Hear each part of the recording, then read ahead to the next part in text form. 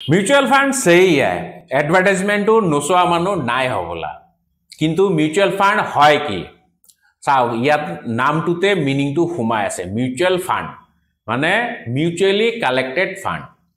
ইয়াতে কি হয় এজন প্রফেশনাল ফান্ড ম্যানেজারে বহুত ইনভেস্টৰৰ পৰা পইচা সংগ্ৰহ কৰে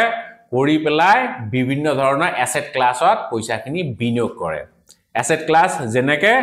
স্টক হ'ব পাৰে বন্ড হ'ব পাৰে ইটিএফ হ'ব পাৰে আৰু বিভিন্ন ধৰণৰ বিত্তীয় সজুলিত বিনিয়োগ কৰি পেলাই এটা পোৰ্টফলিও বনায় আৰু জুনে যিমান বিনিয়োগ কৰিছে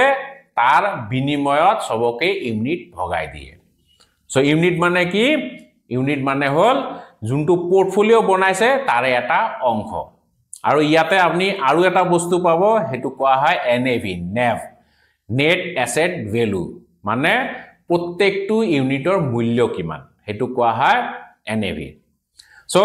যেতিয়া পোৰ্টফলিওটো লাহে লাহে বৃদ্ধি পাব তেতিয়া আপোনাৰ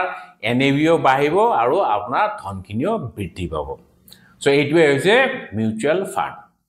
সো মিউচুয়াল ফান্ডৰ সুবিধা কি কি এনেটো বহুত সুবিধা আছে মই দুই এটা গাইড দিছো সবতছে ডাঙৰ সুবিধাটো হল এজন প্ৰফেশনাল ফান্ড ম্যানেজাৰে আপোনাৰ পইচাখিনি সম্ভালিব সো তেওঁ যেহেতু এজন প্ৰফেশনাল হয় এক্সপেৰিয়েন্স হয় আপুনি যিমান ভালদৰে নিজৰ পইচাখিনি মেনেজ কৰিব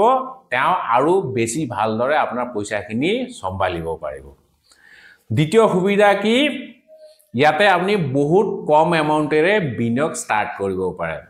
আজিকালি তো আপুনি 100 টকাৰেও SIP আৰম্ভ কৰিব পাৰে 3 নম্বৰ লিকুইডিটি মানে আপুনি যেতিয়া ইচ্ছা তেতিয়া বিনিয়োগ কৰিব পাৰে যেতিয়া প্ৰয়োজন হয় তেতিয়া আপুনি পইচাখিনি উলিয়াব পাৰে সো ইয়াৰ বাহিৰেও আৰু বহুত সুবিধা আছে একচুয়ালি ইয়াৰ ওপৰত মই এটা ভিডিও সিৰিজে বনাই আছো মিউচুয়াল ফান্ড বেসিকৰ ওপৰত আমাৰ বহুত ফলোৱাৰে ৰিকুৱেষ্ট কৰিছে বেসিকৰ পৰা আৰম্ভ কৰক গতিকে মই ভিডিও সিৰিজ এটা ষ্টাৰ্ট কৰিছো আজি প্ৰথম ভিডিও আৰু আগলে ভিডিও পাই থাকিব